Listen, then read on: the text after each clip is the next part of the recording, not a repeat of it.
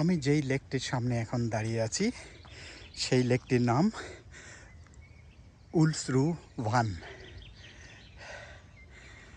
এই লেকগুলোকে এরা বলে থাকে, এই নরওয়েজিয়ান ভাষায় বলা হয়ে থাকে ভান। ও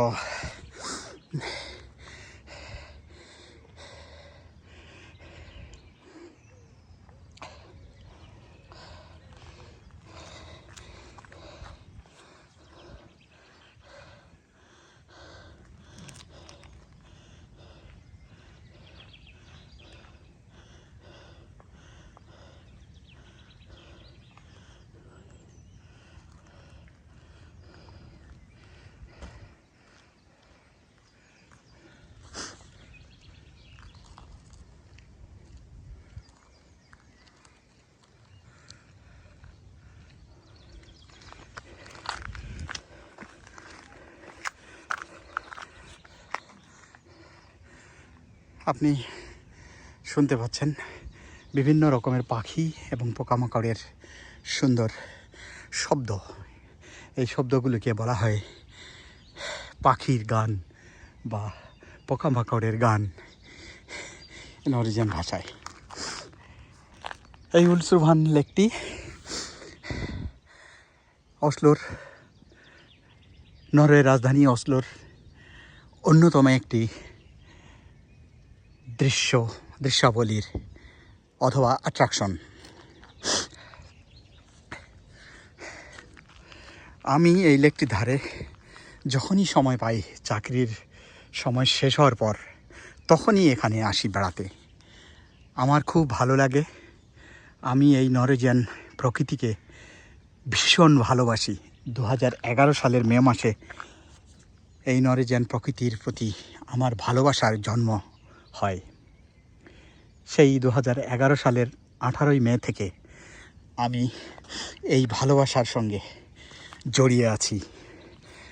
আমার জীবনের একটা অন্যতম অংশ হলো এই প্রকৃতির ভ্রমণ অথবা নরওয়েজিয়ান প্রকৃতির সাহচর্যে আসা, কাছাকাছি আসা, নরওয়েজিয়ান প্রকৃতির ভালোবাসাকে অবলোকন করা। আর আমি সেটা উপভোগ করি শতকরা 100%। কি গ্রীষ্ম, কি বর্ষা, কি শরৎ, কি শীত, কি হেমন্ত, সব ঋতুতেই আমি নরওয়েজিয়ান প্রকৃতির ভালোবাসা গ্রহণ করে থাকি। আমার যেখানে জন্মগ্রহণ হয়েছে সেই দেশে অথবা আমার মাতৃভূমিতে ছয়টি ঋতুর দেশ বলা হয় আমার মাতৃভূমিকে। আর এই নরওয়েকে বলা হয় 4 ঋতুর দেশ।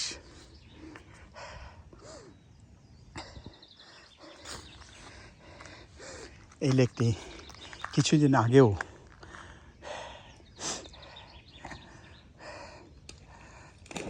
বরফে ঢেকেছিল এবং এই লেকের উপর দিয়ে, বরফের উপর দিয়ে মানুষ পায়ে হেঁটে চলাচল করতে পারত।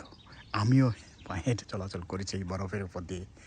আর এখন আজ পানিতে ভরপুর। দেখছেন এখানে একটি কুকুর গোসল করালো। একজন প্রকৃতিপ্রেমিক তার কুকুরকে গোসল করালো এখানে।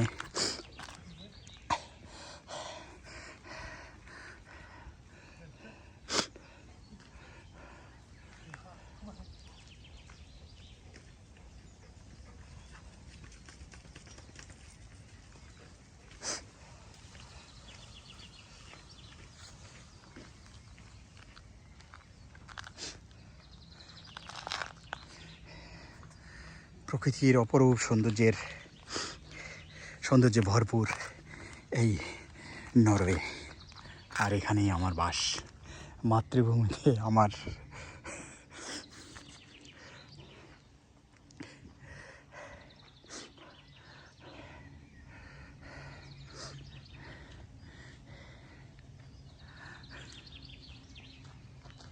শুনতে পাচ্ছেন আপনি পাখিগুলোর গান?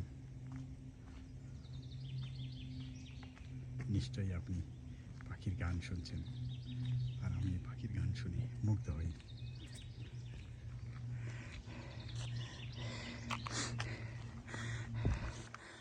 এই লেকটির চারিধারে মানুষ পায়ে হেঁটে প্রকৃতিকে উপভোগ করে, আমিও করি মাঝে মধ্যেই।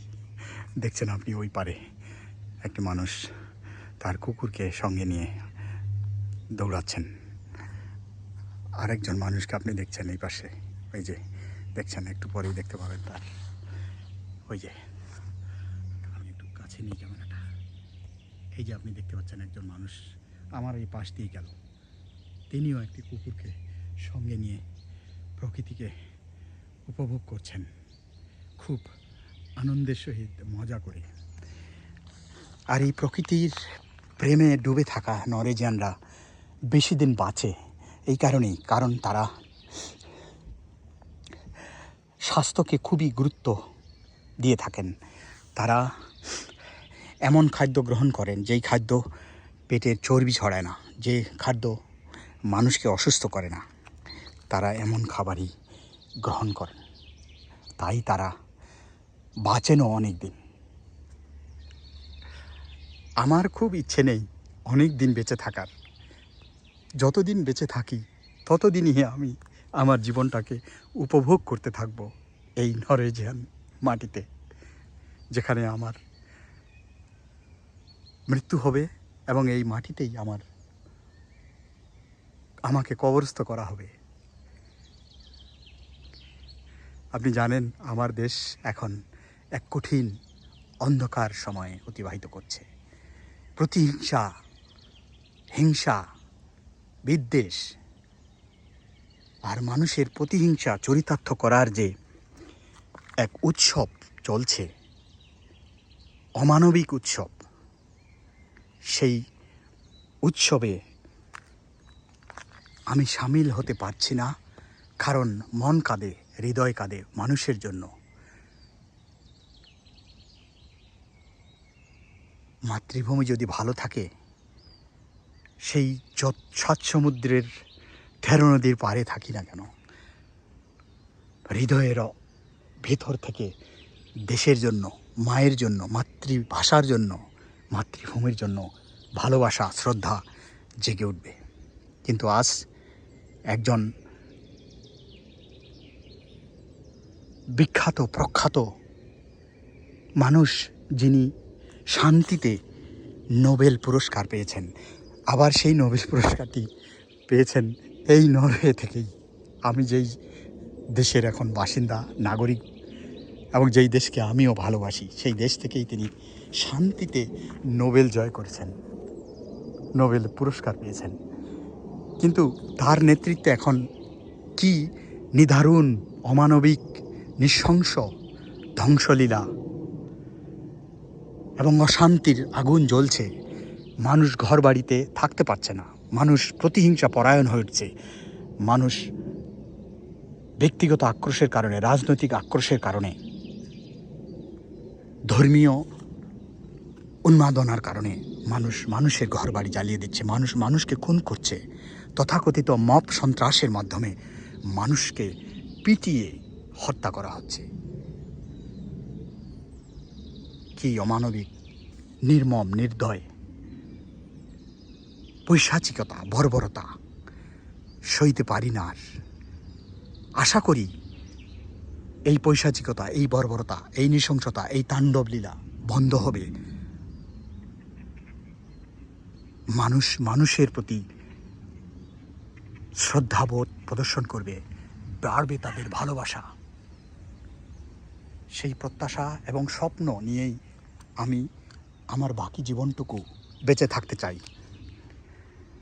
যা হোক, এই উলস্রুভান অথবা উলস্রুভান লেকটি আপনারা দেখছেন। চারিদিকে এই ভানের এই লেকের চারিদিকে মানুষ ভ্রমণ করতে পারে, মানুষ পায়ে হাঁটে, সাইকেলে চড়ে ঘোরেন।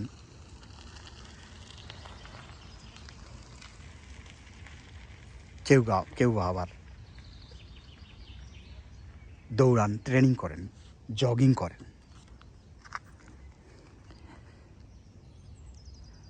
আমি দৌড়াতে পারি না, আমি হাঁটতে পারি, খুব জোরে হাঁটি না, আমার মতো করে আমি হাঁটি, আর তাতেই আমি খুব আনন্দিত, তাতেই আমার অনেক গর্ব। তাতেই আমার অনেক অহংকার। এই অহংকার আমার নরেজান প্রকৃতির প্রতি ভালোবাসার অহংকার। নরেজান প্রকৃতির প্রতি আমার শ্রদ্ধার জায়গা থেকে আমি আমার জীবনটাকে সুন্দরভাবে উপভোগ করছি। শুধু মন কাঁদে, প্রাণ কাঁদে আমার জন্মভূমিতে মানুষের যে দুরবস্থা, মানুষের যে অর্থনৈতিক নাস্তানাবুদ অবস্থা, মানুষের জীবন, জানমাল, বাড়ি ঘর, সম্পদের যে উপর যে পৈশাচিকতা, বর্বরতা, তাণ্ডবলীলা চলছে, তা নিয়েই, তাতেই আমার কষ্ট। আমি জানি না একজন এত বড় মাপের মানুষ, যিনি শান্তিতে নোবেল পুরস্কার পেলেন, তিনি কি করে প্রতিহিংসা পরায়ণ হন, বা তার নেতৃত্বে যখন অন্তর্বর্তীকালীন সরকার দেশটি চালাচ্ছে, সেখানে কিভাবে মানুষ মানুষের উপর প্রতিহিংসা চরিতার্থ করছে, মানুষ মানুষকে মব সন্ত্রাসের মাধ্যমে মেরে ফেলছে, মাতৃভূমির ইতিহাস, ঐতিহ্য গুলোকে ধ্বংস করে দিচ্ছে, গুড়িয়ে দিচ্ছে, বুলডোজার দিয়ে ভেঙে ফেলছে।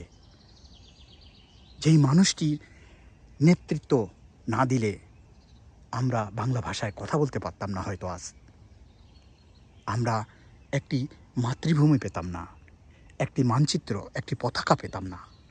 30 লক্ষ মা বোনের শহীদের জীবনের বিনিময়ে দেশটি স্বাধীন হলো 9 মাস রক্তক্ষয়ী সংগ্রামের যুদ্ধের মধ্য দিয়ে। আর সেই স্বাধীনতা, সেই মুক্তিযুদ্ধ, সেই ইতিহাস, সেই গৌরবোজ্জ্বল ঐতিহ্যকে অস্বীকার করা হয় কিভাবে, আমি বুঝি না। আমার প্রত্যাশা সবার বোধোদয় হবে, মানুষ মানুষের প্রতি সহনশীল হবে, মানুষকে শ্রদ্ধা করবে, সব মানুষকে ভালোবাসবে সমানভাবে, মানুষের প্রতি অন্যায় অবিচার বন্ধ হবে। এই প্রত্যাশা রেখে আজকের মতো এখানেই শেষ করছি। সবাই ভালো থাকুন।